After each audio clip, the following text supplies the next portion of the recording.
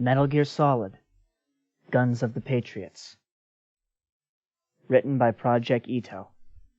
Translated by Nathan Collins. Read by Corey Horton. Prologue. Let me tell you a story about a grave. A lone man is placing a bouquet beside a gravestone.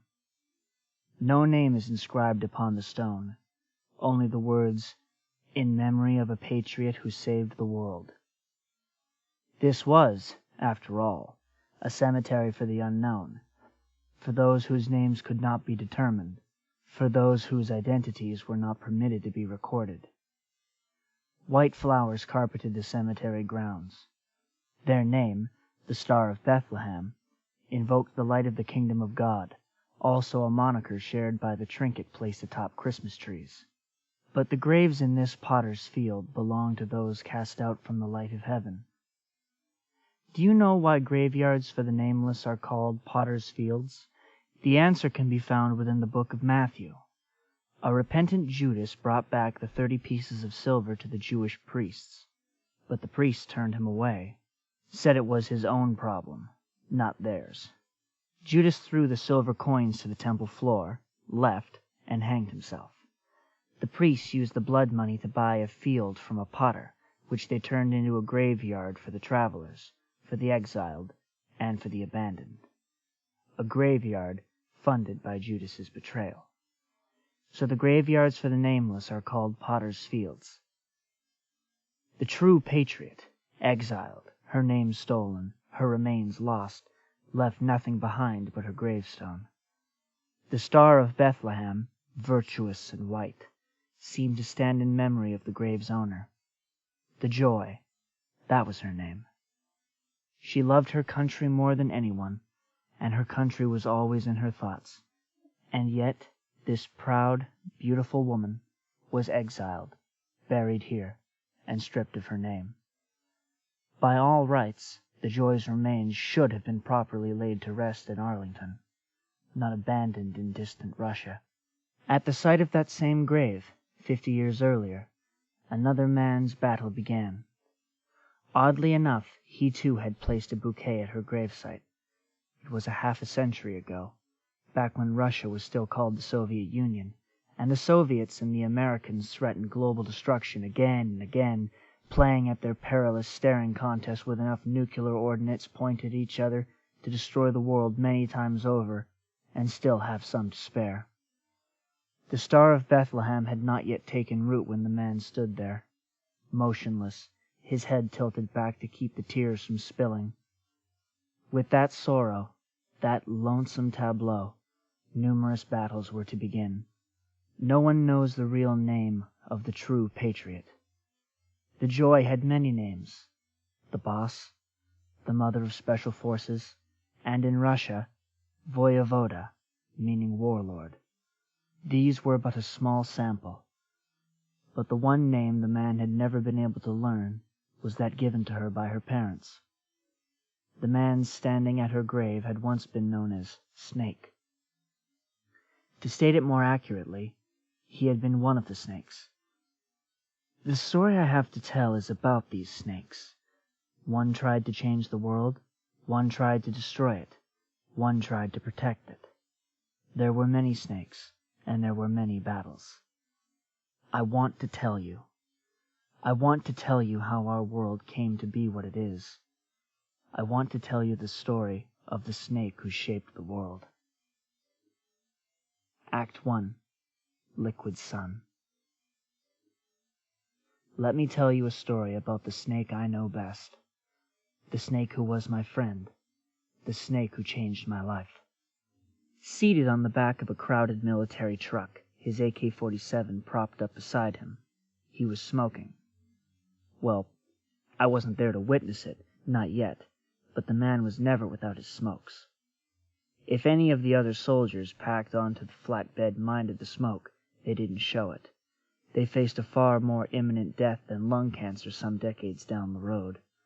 For them, to abstain from the simple pleasure of smoking would be absurd. Just minutes later, their brains might be spilling onto the ground through holes punched through their skulls. Bullets might be rolling around inside their guts as they writhed in agony. Nothing would be as ridiculous as banning soldiers from smoking. The Nazis enacted the first nationwide tobacco ban as a measure of public health, but even Hitler couldn't keep it from the soldiers in the field. War and smoking come as a pair. The man exhaled smoke and squinted up at the sun, too far inland for the cool sea air to reach. The sun's harsh glare passed unimpeded through the crisp, dry air. Most of the soldiers had wrapped cloths around their heads to protect their vulnerable skin from the brazen sun and the sandstorms carried by the arid wind. The road was, almost without exception, unpaved. It was less a road than a tire trail. The single line of trucks, old and plain, but rugged, followed the path. From the gaps between the wooden boards running along the sides of the flatbed, that man glimpsed the occasional stone building, all of them abandoned. They were approaching a city, or what had once been one. Its inhabitants had long left, for how could a family casually go about their daily routine with bullets flying everywhere? A few men, known as operators, were mixed in with the soldiers jostling on the back of the trucks. Most of the soldiers were local militiamen of varied experience and training. The operators had been sent by PMCs, or private military companies, to organize the rabble into a disciplined fighting unit. My friend was there in the guise of one such operator. He registered with the local PMC and came to the battlefield as a mercenary. PMCs were the enterprise of turning war into a living, the enterprise of providing the means to make war. PMCs offered the tools of waging war to any who sought them. They turned people who had never fired a single bullet in their lives into capable soldiers. They worked with arms merchants to provide the necessary material, training, equipment, command, transport, supply, medicine.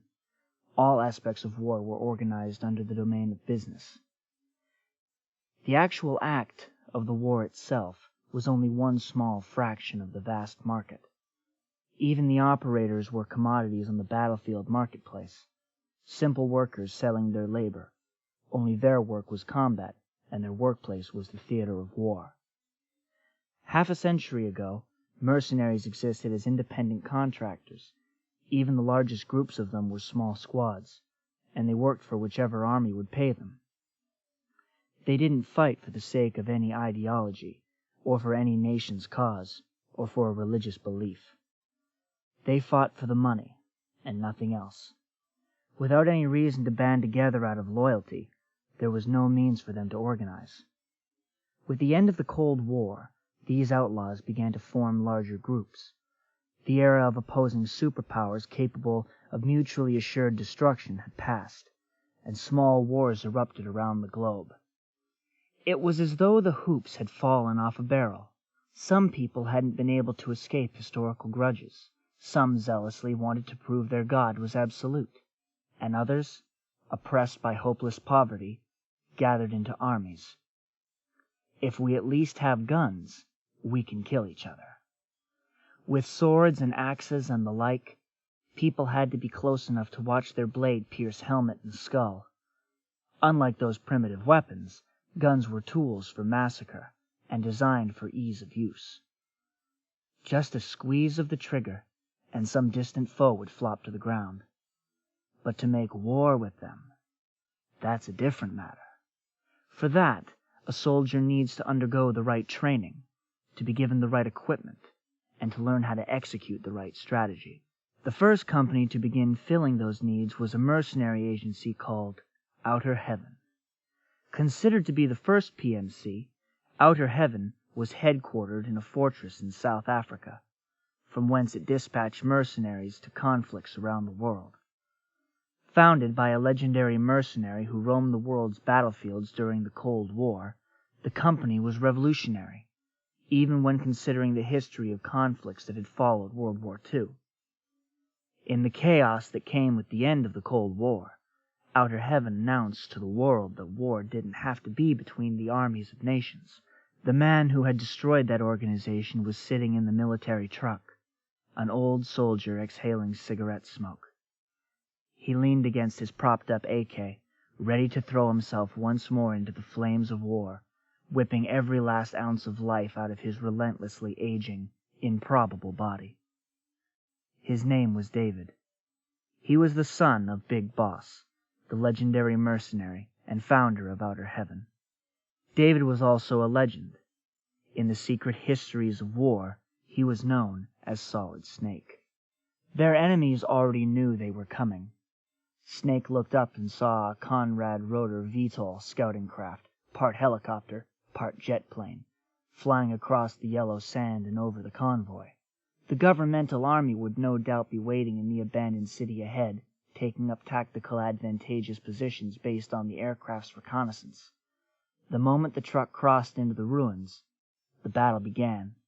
The vehicles stopped, and waves of militiamen leapt from the flatbeds. If even half of them had been really prepared for the fight, things might have gone better. Worse still, the PMC troops hired by the governmental army had indeed known of the militia's coming, and had set up snipers' nests in buildings a safe distance away. Militia forces, armed only with AKs more suitable for relatively close-range combat, fell one by one, their heads shattered by the onslaught of two-man cells of snipers and spotters. But there came a point when a soldier had to trust in his instincts and leap into the fray. One way or another, he'd have to throw his body into the maelstrom of bullets. But if he ventured into the chaos alongside everyone else, maybe the probability of the enemy targeting him would be lower. Snake waited for his instinct to discern the right moment. Then, without further hesitation, he spurred his old, tired body and leapt to the ground. Directly in front of him a soldier whipped back. Red oozed out the back of the man's head as a soft lump of fragmented brain tissue struck Snake's clothing. Not that the seasoned warrior let it faze him. The instant Snake touched earth he was already moving, heading straight for the nearest cover. The area around the trucks was already piled with corpses. The PMC snipers on the government side expertly dispatched most of their targets with a single shot to the head. Those targets unfortunate enough to have the bullets miss their heads or hearts, and instead hit their lungs or stomachs, lay on the ground, twisting in agony. There was no luxury of a battlefield medic here. Maybe the PMC unit was well aware of that reality. In previous wars, inflicting non-fatal injuries, legs, arms, was the more effective tactic.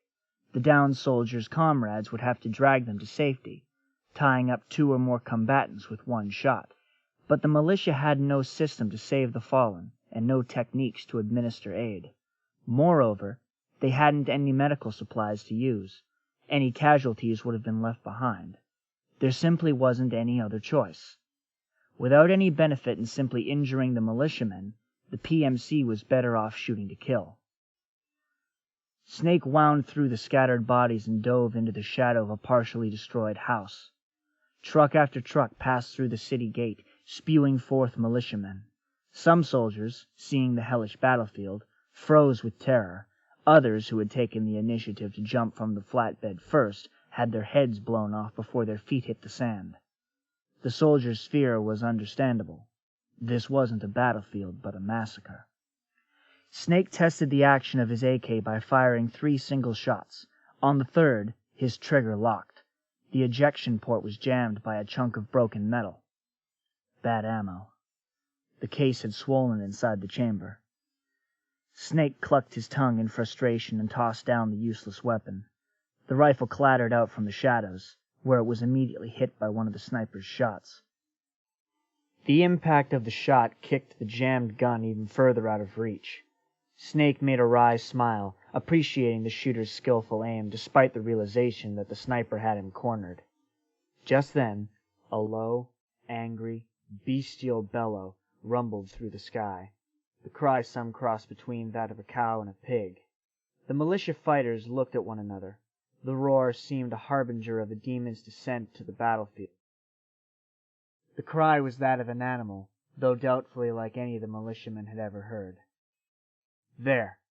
Snake saw them. Off in the distance, large, unnatural shapes leapt through the spaces between the half-destroyed buildings. They hopped like frogs and quickly closed in on the battleground. There was a thunderous crash. Snake turned to look at the source of the noise and saw that a military truck, had slammed into the city gate. The overturned vehicle's driver slumped upside down, blood streaming from the bullet hole in his head. The anti-government forces were now cut off from their reinforcements, and in front of them waited only the ruthless PMC snipers and those approaching beast-like creatures. Suddenly, silence fell over the battlefield. All the gunfire ceased like a conversation halted by an awkward silence. "Death approaches," said one of the militiamen. It was an oddly dreamlike moment. Several of the men nervously looked about. Snake stood ready, knowing that the battle was only turning for the worse. A giant object came from above. It was a kind of leg. What else could it be called? Some poor fighter was crushed beneath it, his body cleaved in two. The creature's leg had the shape of a bird's, but bulged like two olive-drab sausage tubes stuffed full of meat. Perched atop the organic legs was a mechanical tank-shaped head. Indeed, the thing seemed to be a miniaturized version of the nuclear-equipped bipedal tank, Metal Gear Rex. Snake recognized the shape immediately. These things were Metal Gears too. Anti-personnel Metal Gears, without nuclear warheads. Unmanned weapons. The lives of soldiers in wealthy countries were worth far more than the lives of impoverished militia. To protect those valuable lives, economically advanced nations and the PMCs hired by them had pursued new combat capabilities. Driven by artificial intelligence, these robots were capable of thinking for themselves and made decisions without the need for human input or control. The robot was a superb combatant. It swung its legs, each as wide as tree trunks, and sent militia fighters flying into the stone houses. As the men slammed against the walls, every bone in their bodies shattered. They were dead in an instant. More Metal Gears were coming. They hopped through the helpless militia forces, scattering the fighters and kicking them into the air like soccer balls. The robots were produced by AT Corp under the code name Irving, but were commonly known as Gecko or Lizards. The machines quickly overwhelmed the militia with an adroitness befitting their moniker. The militia forces dispersed into the ruined city. Perhaps that was the PMC's goal, to split up their opposition into smaller, weaker units and then pick them off one by one. Snake realized it was time to go. He wasn't here to help the militia. With the sniper's attention drawn to the scattered soldiers, he began moving away from the area in front of the gate. Snake hadn't come to the battle to throw in with either side. History had seen its like in many lands and many times, but more would surely come. But one point differentiated this war from those known to the past. This was a proxy war, fought by contracted mercenaries and manufactured unmanned weapons, not on behalf of any nation or ideology, and not for the purpose of obtaining resources or advancing the cause of a people. ID-tagged soldiers carried ID-tagged weapons, used ID-tagged gear. Nanomachines inside their bodies enhanced and regulated their abilities. Genetic control, information control, emotion control, battlefield control. Everything was monitored and kept under control. The PMCs were supervised and controlled. Battlefields, once the embodiment of chaos, were regulated, made routine. Supervised battlefields, supervised lives, not the war to which Snake had become accustomed. But even if the war had changed, Snake still had a role he must play in it. His last role, his life's finale, to stop his brother's plan to throw the world into chaos.